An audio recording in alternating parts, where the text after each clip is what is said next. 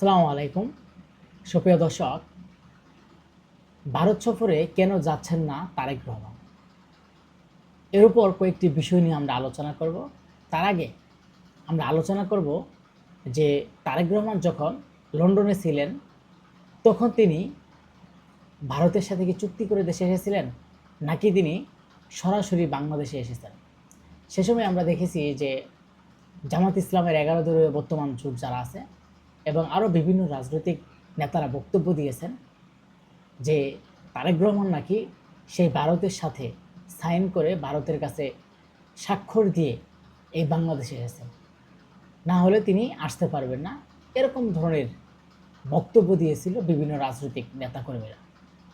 আজকে তারেক রহমান ক্ষমতা গ্রহণ করার পর তিনি যখন মালয়েশিয়ায় সফর করলেন, চীনে সফর করলেন, তার আগে তাকে ভারত সরকার আমন্ত্রণ জানিয়েছে এবং এখনও ভারতের পররাষ্ট্রমন্ত্রী এবং ভারতের যে হাই কমিশনার আছে বাংলাদেশের, তিনি কিন্তু বারবার বলছেন যে তারেক রহমান আপনি ভারতে যান, ভারতের প্রধানমন্ত্রীর সাথে বৈঠক করেন, দুই দেশের সমস্যা নিয়ে আলোচনা করেন, আবারও এই দুই দেশের মধ্যে বন্ধুত্ব আলোচনা হবে এবং বন্ধুত্বপূর্ণ গড়ে উঠবে।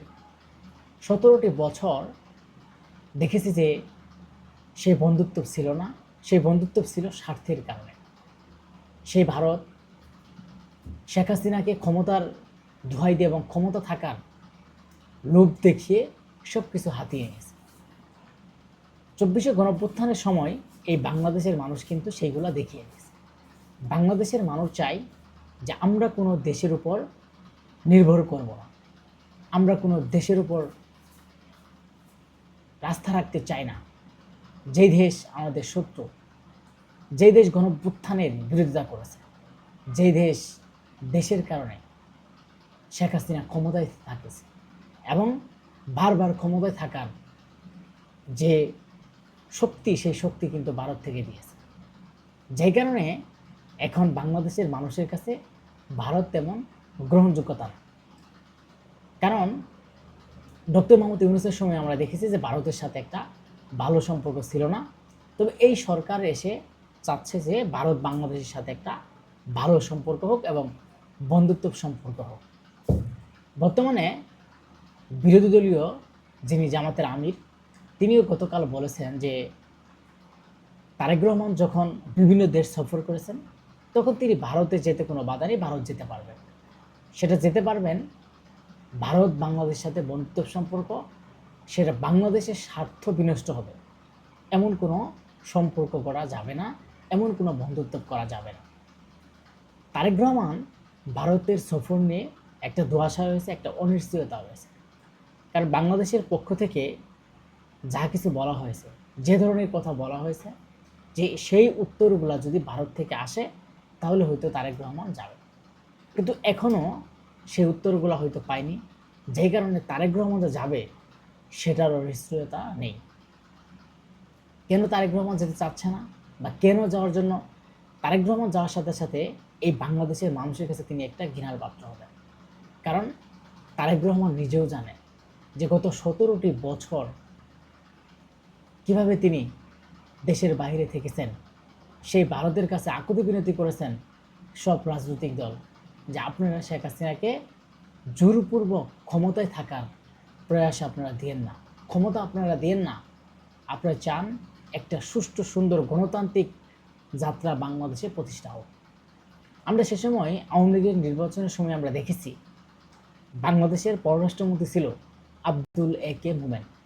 তিনি ভারতে গিয়ে নির্বাচনের আগেই ভারতে গিয়েছেন এবং ভারত থেকে আসার পর মিডিয়াতে তিনি বলেছিলেন যে বাংলাদেশ এবং ভারতের সাথে স্বামী স্ত্রীর সম্পর্ক, এবং তিনি নরেন্দ্র মোদীকে বলে এসেছেন যে আমাদের আরেকটিবার ক্ষমতায় থাকার সুযোগ দেন। এরকম করে প্রতিটা নির্বাচনের আগেই ভারতের কাছে আকুতি বিনতি করে ক্ষমতায় থাকার একটা ছক তৈরি করেছিল এবং সেটাকে ভারত, এবং ভারত যখন রাজি না হয়েছে ভারতকে বিভিন্ন কিছু দিয়ে ভারতকে রাজি করিয়ে সেই নির্বাচন কিন্তু হয়েছে। আজকে সেই কারণে আমরা দেখছি যে ভারত বাংলাদেশের মধ্যে একটা দূরত্ব সৃষ্টি হচ্ছে, একটা ভালো সম্পর্ক থাকছে না। কারণ এই সম্পর্কর মূল এবং ভুটান হচ্ছে ভারত। কারণ এই কারণেই আজকে তারেক রহমান তিনি চাচ্ছে যে ভারতে তিনি আগে যাবেন না। এর কারণ হচ্ছে তিনি যেই কথাগুলো বলেছেন, তিনি যেই বাংলাদেশের যেই পররাষ্ট্রমন্ত্রী, বাংলাদেশের যেই পররাষ্ট্র উপদেষ্টার যারা দায়িত্বে আছেন, তারা যেই ধরনের কথাগুলো বলেছেন যে তাকে কি কি নিরাপত্তা দেওয়া হবে এবং কি কি চুক্তি করতে হবে, কি কি মানতে হবে, তাহলে হয়তো তারেক রহমান সেই ভারতে যাবেন। আর না হলে হয়তো একটা অনিশ্চয়তার মধ্যে এখনও পড়ে যাবে। তবে আপনারা যারা আমার ভিডিওটি দেখছেন, আপনাদের মনে কি হয় যে আসলে কি তারেক রহমান যাবেন? হয়তো যাবেন, কিন্তু তিনি যেই নিয়ম-নীতিগুলো বলছেন, তিনি যে ধরনের কথা বলছেন, তিনি জানেন যে সেইগুলা ঠিক না করে গেলে হয়তো তার বিপদ হতে পারে।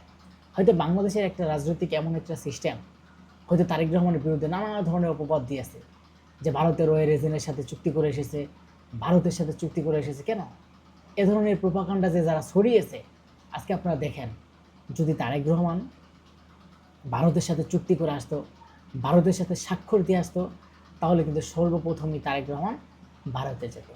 এবং সর্বপ্রথম না গেলেও হয়তো এখন তিনি ভারতে যেত। তাহলে ভারতে যাওয়ার না যাওয়ার কোনো অনিশ্চয়তা দেখা দিত না।